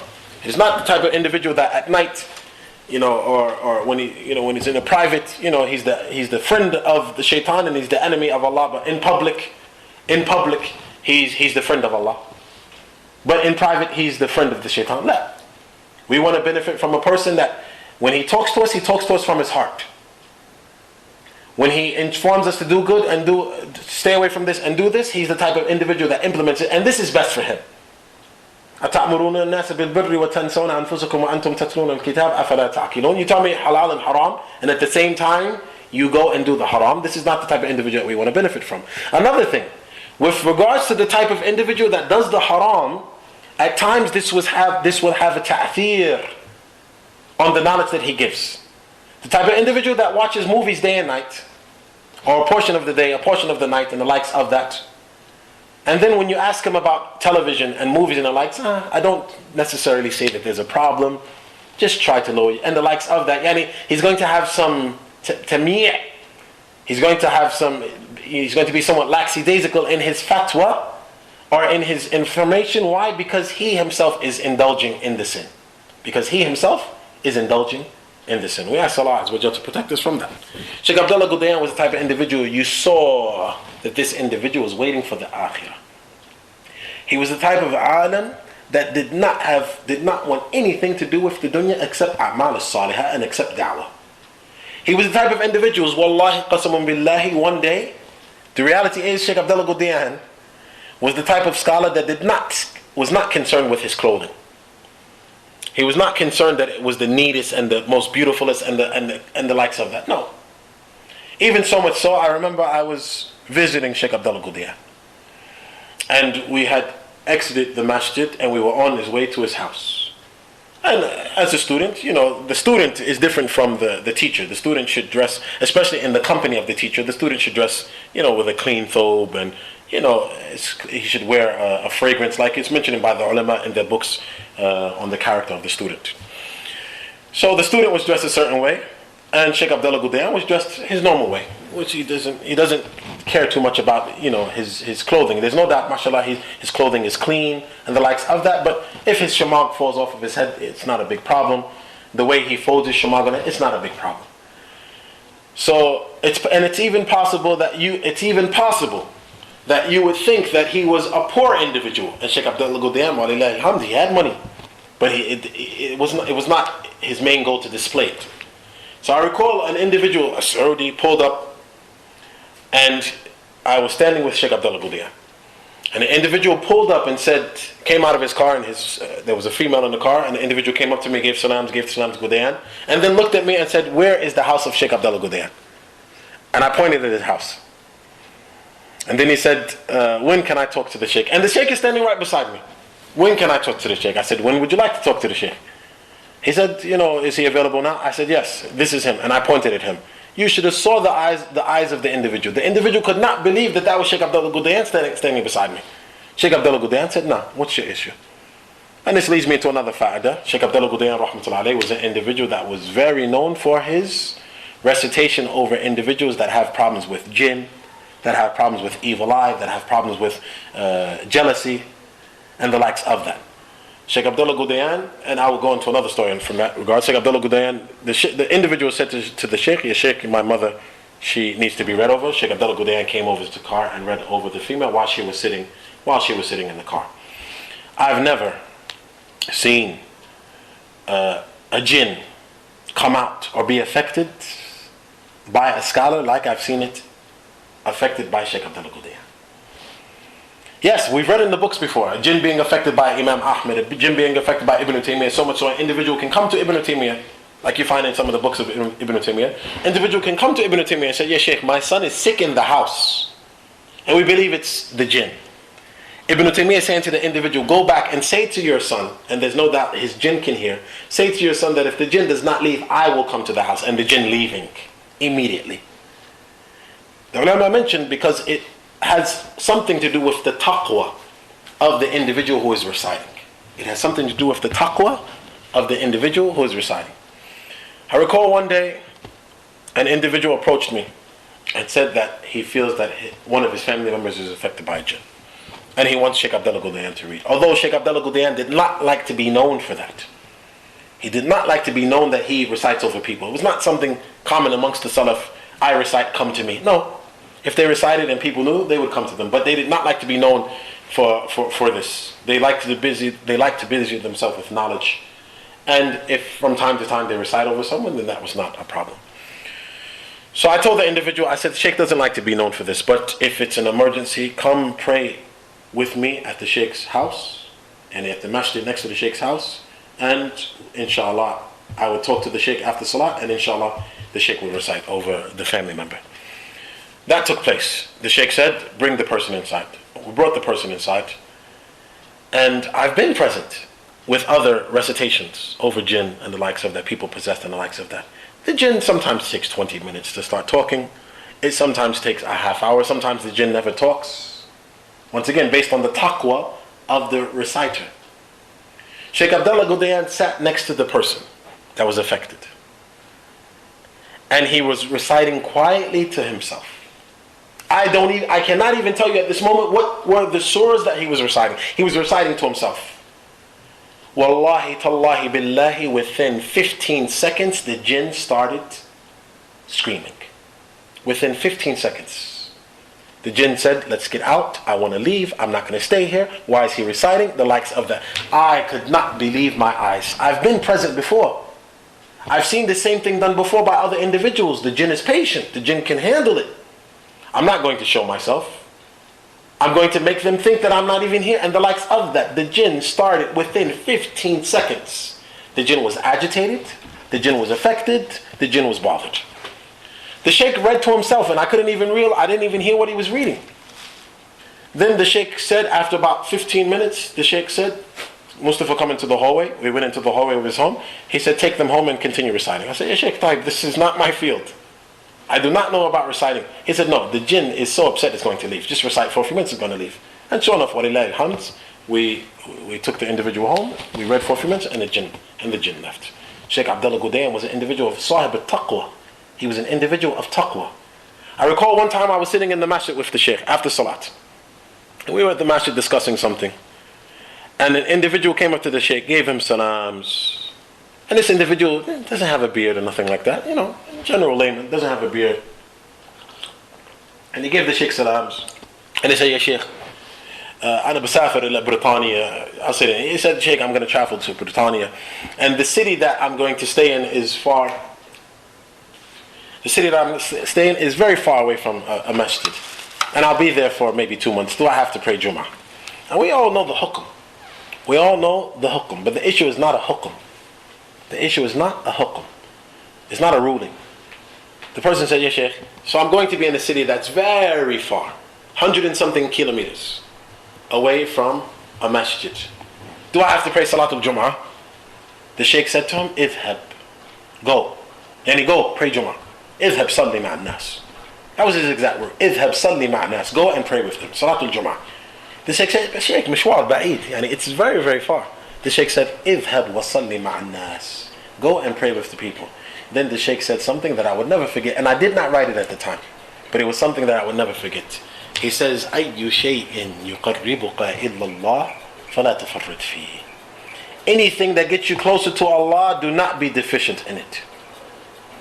Anything that gets you closer to Allah, do not be deficient in it. The Sheikh said it, and it landed in my heart. This was the way of the ulama. The way of the ulama of the past and the way of the ulama of the present, where they were individuals that advised their students. They were individuals that warned their students. They were individuals that encouraged their students. He said anything that gets you closer to Allah, and it's not obligatory upon the individual. It's not obligatory. Traveling 150 miles to make Salatul Jum'ah, it's not obligatory. But the Shaykh said, أَيُّ شَيْءٍ يُقَرِّبُكَ إِلَّا اللَّهِ فَلَا تُحْرِكْ فِيهِ. Anything that gets you closer to Allah, do not be deficient. And this reminds me of because once again we mentioned that one of the ways we benefit from our scholars is that we benefit from their statements of the scholars that they benefited from. I recall while we were studying Sunan Abi Dawud with Shaykh Abdullah al-Abbad, Sheikh Abdullah al-Abbad a lot mentions, from time to time he mentions Shaykh Abdulaziz bin Baz. Shaykh Abdullah al-Abbad, he constantly mentions Shaykh Abdulaziz bin Baz. And I recall Shaykh Abdullah al-Abbad said one time, the way it came up was that a question was posed to Shaykh Abdullah al-Abbad. A question was posed to him that, because we start the durus with Shaykh Abdullah al-Abbad between Salat al-Maghrib and Salat al-Isha. There are some students, as soon as they pray Salat al-Maghrib, they go and they sit in front of the chair of Shaykh Abdullah al-Abbad waiting for the dars without praying their sunnahs. Without praying their sunnah al-Rawatib. So the question came up to the Shaykh, Ya Shaykh, there's some individuals after Salat al-Maghrib is over, they come and they sit down without praying sunnahs. Is this the adab of a talib al-ilm? Shaykh Abdullah al-Abbad said, no, a student of knowledge should be the first individual to implement knowledge. So when the individuals come, they should pray sunnahs and then they should sit down and prepare for the dars. And then he mentioned the story. He said, one time I was praying in the masjid of the Jamia during the days of Sheikh bin Baz. Sheikh bin Baz used to be the president of Jamiat al-Islamiyah. And Shaykh Abdullah al-Abbad was the na'ib, he was the vice president. So he said, I remember I was praying next to Shaykh Abdullah bin Baz Salatul Dhuhr. And after Salatul Dhuhr, I stayed sitting making my adhkar. And Shaykh Abdullah bin Baz stood up and began to make his sunan al-rawatib. He began to pray 2 and 2. When Shaykh Abdullah bin Baz finished, he made tasneem and then he tapped Shaykh Abdul Muhsin on the knee and said, Ya waladi. Ya waladi is ismu tasghir for waladi. Ya waladi, oh my son. Hal salayt al-rawatib. Have you prayed your sunnahs? Shaykh Abdul Muhsin al-Bad said, no, I did not pray them. Shaykh Abdulaziz bin Baz says, stand up and pray. Stand up and pray. So this was the way of the Salaf of the past. And before that you have the examples of the Prophet sallallahu alaihi wasallam. Ya Mu'adh inni uhibbuka. Ya Mu'adh inni uhibbuka. فلا تدعن دبر كل صلاة أن يقول أن تقول اللهم أعني على ذكرك وشكرك وحسن عبادتك. The Prophet sallallahu alaihi wasallam one time said to Mu'adh, oh Mu'adh, I love you. Look at the Prophet sallallahu alaihi wasallam advising his students, oh Mu'adh, I love you. So don't forget to say at the end of every prayer, oh Allah, assist me in your Allahumma inni ala dhikrika, your remembrance. Allahumma inni ala dhikrika wa husni ibadatik. Allahumma inni ala dhikrika wa shukrika wa husni ibadatik. Oh Allah, assist me in your remembrance, your gratitude, and your good worship, and the good worship of you. So it was the way of the Prophet sallallahu alaihi wasallam, it was the way of the Salaf, and it was the way of the present day scholars. I recall Shaykh Abdullaah al Ghudayan saying that to that individual. I also recall Shaykh Abdullaah al Ghudayan, one time I was visiting him in his office in Iftah.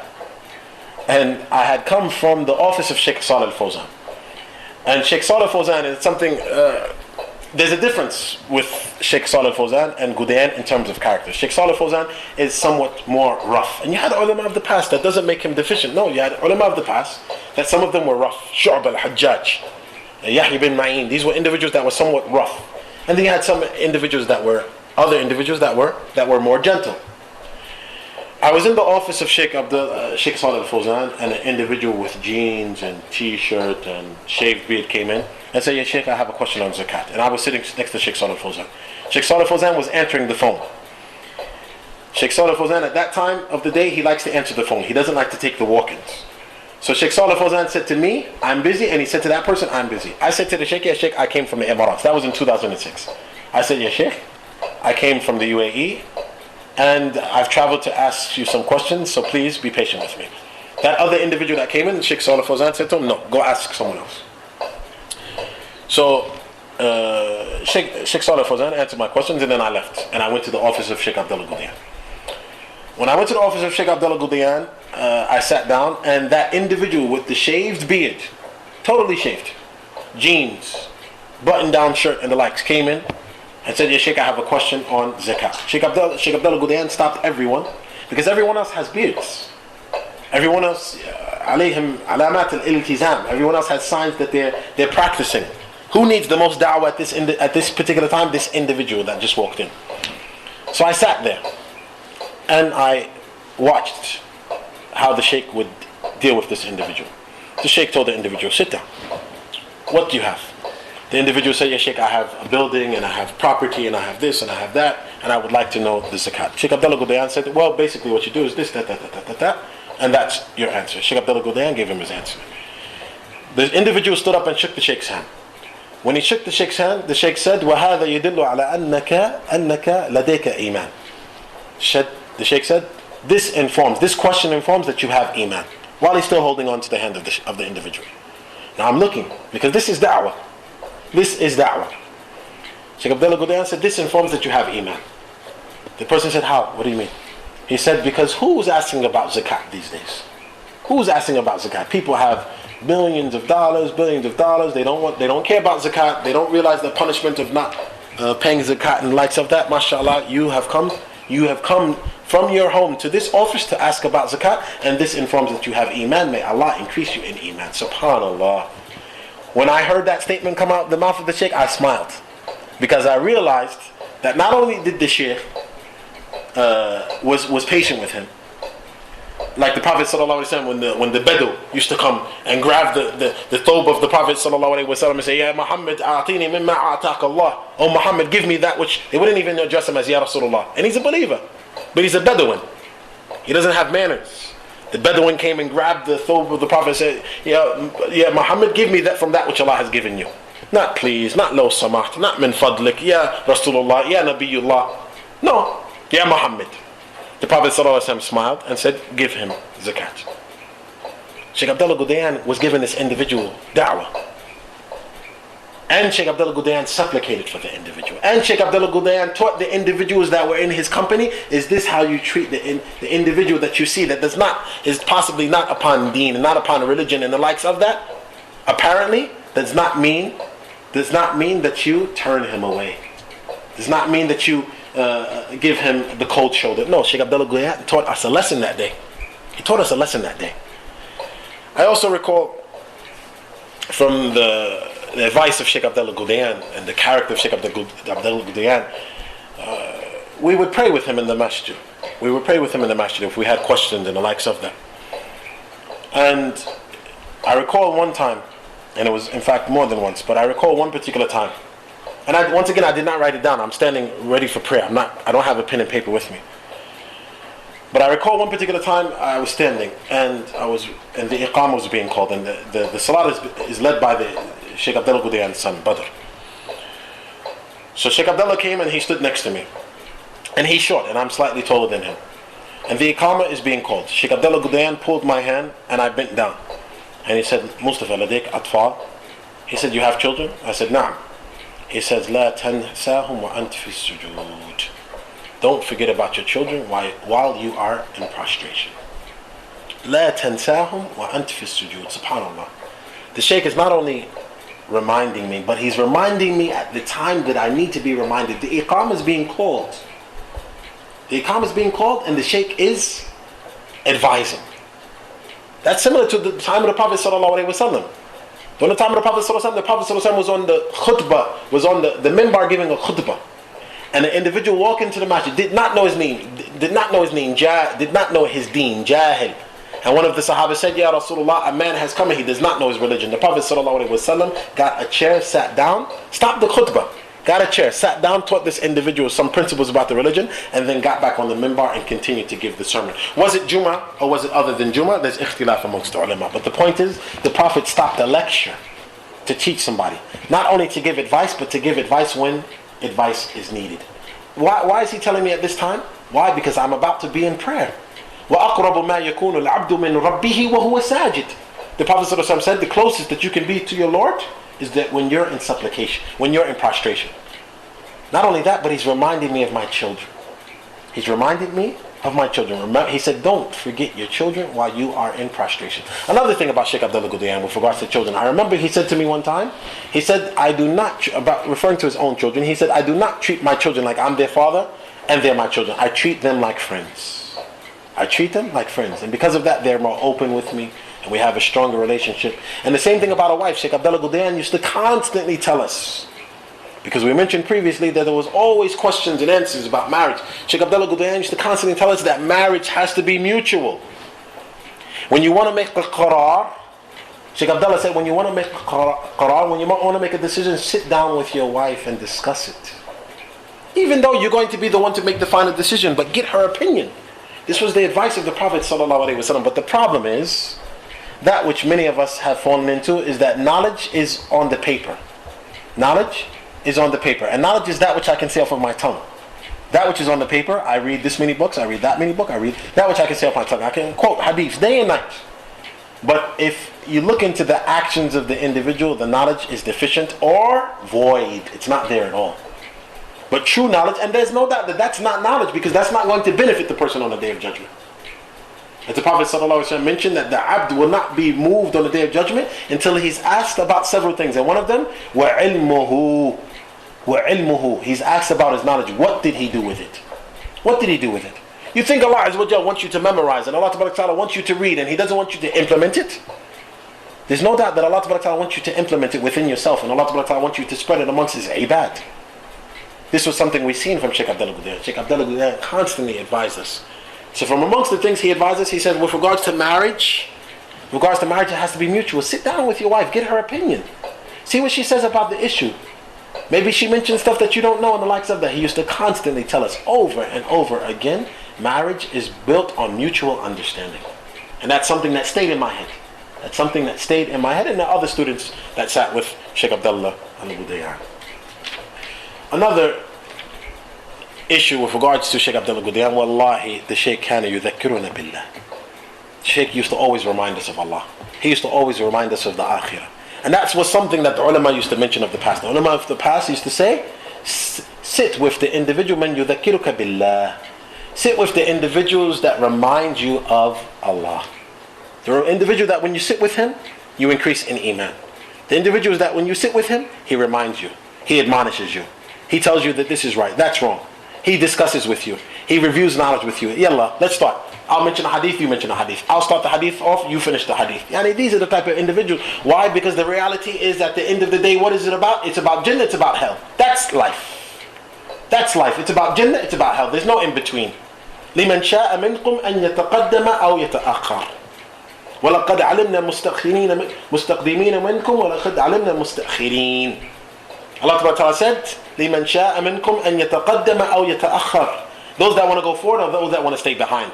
And Allah Ta'ala says, we know those that are going forward and we know those that are staying behind. Ibn al-Qayyim said, there's no in between. Life is about Jannah, life is about hell. That's what life is about. وَمَا خَلَقْتُ الْجِنَّ وَالْإِنسَ إِلَّا لِيَعْبُدُونَ ما أريد منهم من رزق وما أريد أن يطعمون إن الله هو الرزاق ذو القوة المتين. I have not created mankind nor the jinn except to worship. That's what your life is based on. That's what your life is based on. Imagine you have an individual that reminds you of Allah. Shaykh Abdullaah al Ghudayan used to remind us of Allah. Shaykh Abdullaah al Ghudayan used to constantly say to us, he used to constantly say to us, the hadith, احفظ الله يحفظك. Preserve Allah, Allah will preserve you. He used to constantly recite to us the hadith of Abu Darda. يا عبادي إني حرمت الظلم على نفسي وجعلته بينكم محرما فلا تظالموا. The long hadith, oh my servants, the hadith of oh my servants. And I'll mention the hadith, or in summary, because it's a important hadith. And Shaykh Abdullaah al Ghudayan, it was very rare that he did not mention this hadith. He used to always remind us of this hadith until some of us memorized it just from the mouth of the Shaykh, rahmatullah alayh. Oh my servants, if the first of you, the last of you, the jinn of you, the ins of you were upon the most righteous, this would not increase in my dominion. Oh my servants, the first of you, the last of you, the jinn of you, the ins of you, if you guys were upon the most evil of hearts, it would not take away from that which I possess. The first of you, the last of you, the jinn of you, the ins of you, were to stand on one high level, like a mountain or the likes of that, and to call on me, and I gave every single individual that which he asked, it would not take away from my dominion, except like the needle which is entered into the ocean. O my servants, verily it is your actions. Verily it is your actions that I gather and I give it to you. Whoever finds good, then let him praise Allah. And whoever finds evil, then let him only blame himself. Shaykh Abdullaah al Ghudayan used to always mention that hadith. And that's the hadith Abu Idris al-Khawlani, the narrator of the hadith. Whenever he would recite that hadith, he would fall on his knees and beg Allah. Because why? You realize that you have no power and might except that Allah Ta'ala has mercy upon you. Shaykh Abdullaah al Ghudayan used to always mention that hadith. Always, constantly, informing us of it's the reality is it's paradise or it's hell. Prepare for it. He used to always remind us of that. And Shaykh Abdullaah al Ghudayan, rahmatullah alayh, when he would we witnessed that in certain questions that he was asked. Individuals, yeah, Shaykh, like the one we mentioned about praying.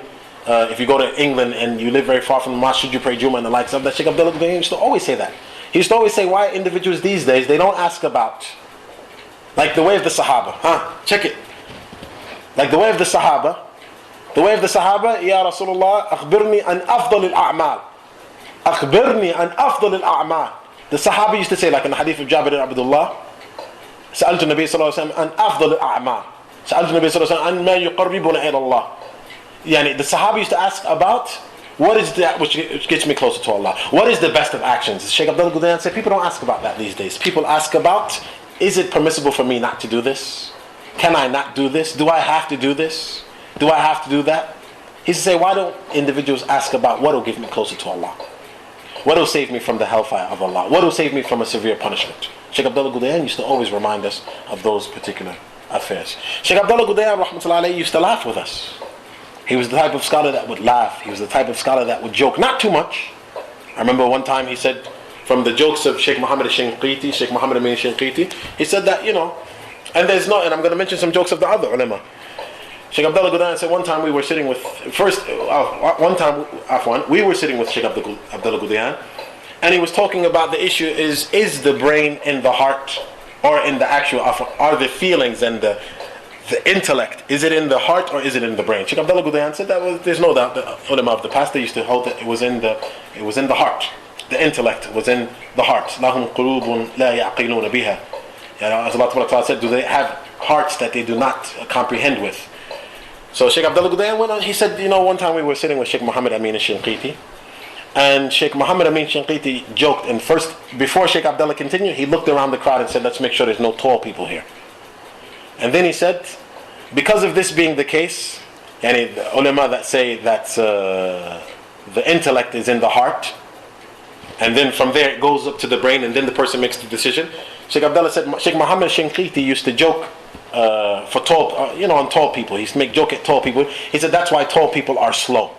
And it's a joke. That's why tall people are slow.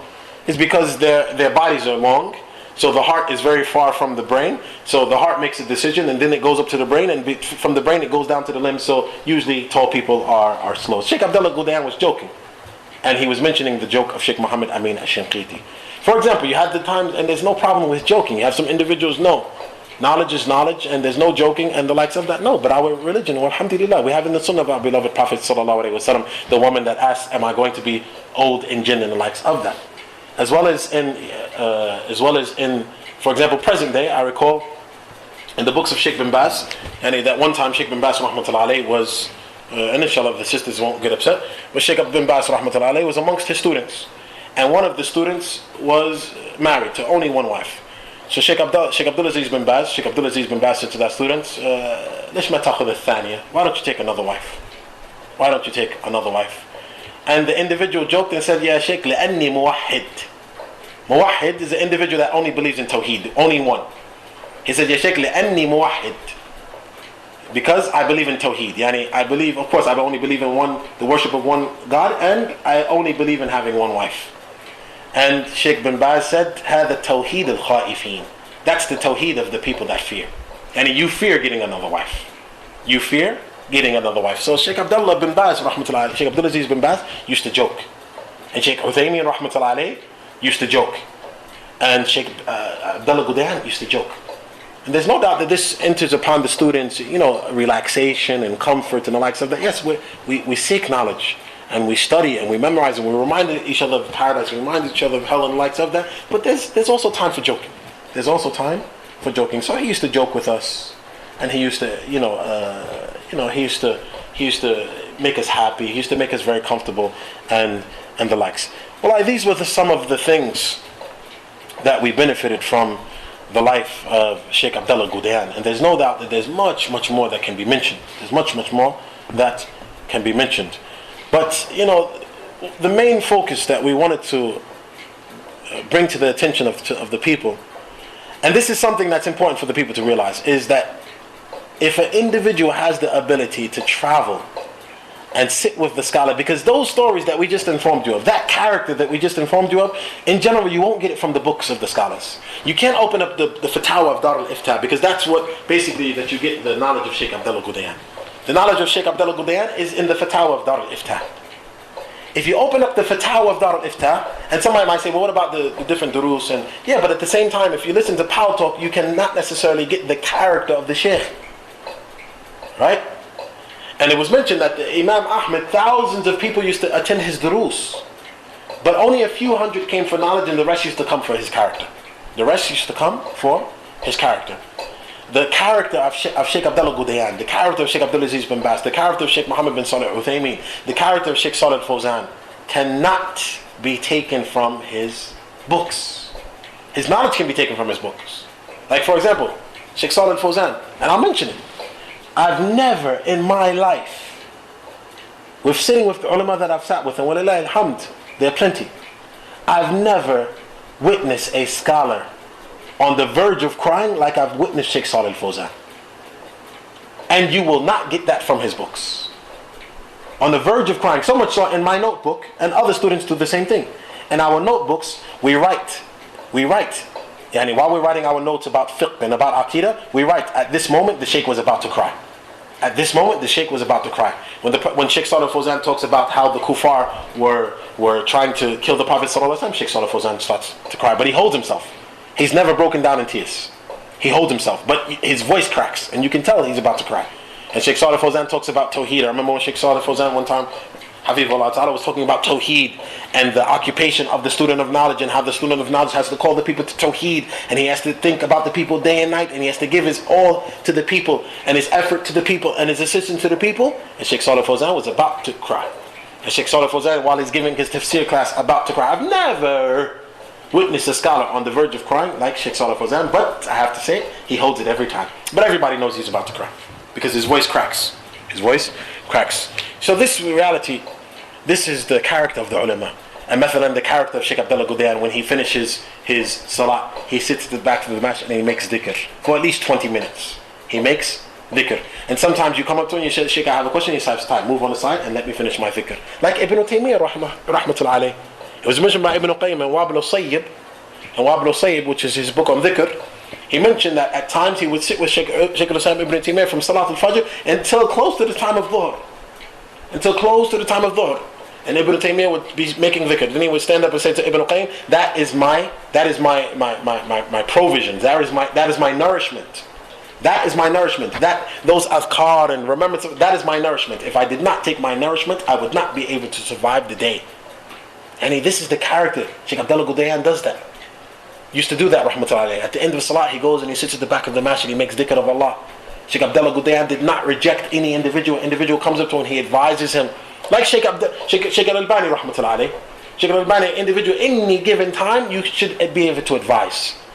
وَجَعَلَنِي مُبَارَكًا أَيْنَمَا كُنْتَ حَيْثُمَا كُنْتَ. Yani the reality is that we should ask Allah to make us blessed wherever we are. We're amongst the kuffar, we should try to benefit them. We're amongst the Muslims, we should try to benefit them. We're amongst our parents, disbelieving or believing, we should try to benefit them. We're amongst our children, we should try to benefit them. We're amongst our wives, we should try to benefit them. وَجَعَلَنِي مُبَارَكًا أَيْنَمَا كُنْتَ. The statement of Isa in the Quran. Allah has made me blessed wherever I am. And this was the dua of Shaykh Muhammad bin Abdul Wahhab in the beginning of Al-Qawaid al-Arba. وَأَنْ يَجْعَلَكَ مُبَارَكًا أَيْنَمَا كُنْتَ وَأَنْ يَجْعَلَكَ مِمَّنْ إِذَا أُعْتِيَ شَكَرًا. And to the end of the dua, yani, that he said, I make dua that Allah makes you blessed wherever you are. Wallahi al-Azim. When Shaykh Abdullaah al Ghudayan was with his family, he was blessed. They were happy. They were content. When Shaykh Abdullaah al Ghudayan with his students, he was answering their questions. He was dealing with their problems. When he was with the individuals that had shaved beards and isbal and the likes of that, he did not let them leave his company, except that he advised them with something for their akhirah. Except that he advised them with something for their akhirah. Shaykh al-Albani, rahmatullahi alayhi, I remember reading in his life story that an individual, a doctor, Shaykh al-Albani is sick, he's right before his death. A doctor is coming to his home to give him his treatment. And the individual is about to leave, and shaved beard and musbil and the likes of that. And the person said, Ya Shaykh, ad'ili, make supplication for me. And the Shaykh said, Jammalak Allah bima jammala bihi al-rijal. May Allah beautify you with that which He has beautified the men. Meaning, may Allah allow you to grow your beard. Jammalak Allah bima jammala bihi al-rijal. May Allah beautify you with that which He has beautified the men. Yani any given moment to make dua, to supplicate, to advise and the likes of that. The reality is this was the way of the ulama. The way of the ulama of the past and the way of the ulama of the present. And there's no doubt we are saddened by the departure of Shaykh Abdullaah al Ghudayan. He was our father, he was our teacher, and we benefited greatly from him. And bi'idhnillah, his fatwa would be printed and they would be translated into English, and we would constantly mention his name in our lectures and the likes of that, from that which we benefited from him. From that which we benefited from him, myself and the other brothers and sisters that benefited alike from the Shaykh. This is that which we have to offer. Like we mentioned, there's so much that can be mentioned, but we'll stop now. Allah knows best. وصلى الله وسلم وبارك على نبينا محمد وعلى آله وصحبه وسلم تسليما كثيرا. وفيكم بارك الله.